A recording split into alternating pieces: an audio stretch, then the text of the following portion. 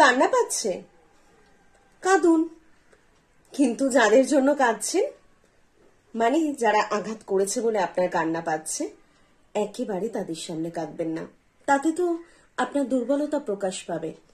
তাদের সামনে চোখে চোখ রেখে সেই আঘাতের প্রতিবাদ করুন, বা চুপচাপ সেখান থেকে সরে আসুন। কিন্তু কাঁদবেন না। কাঁদবেন কোথায়?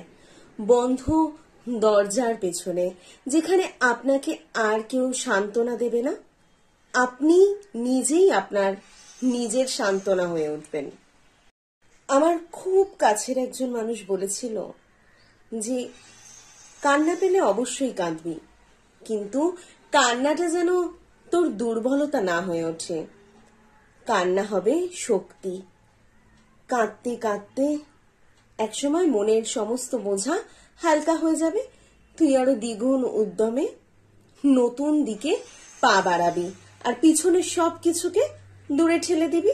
আর যাদের আঘাতে কেঁদেছিস তাদেরকে তো আরো দূরে দূরে, অনেক দূরে ঠেলে দিয়ে শুধু সামনের ভালোটাকে নিয়ে এগিয়ে যাবি।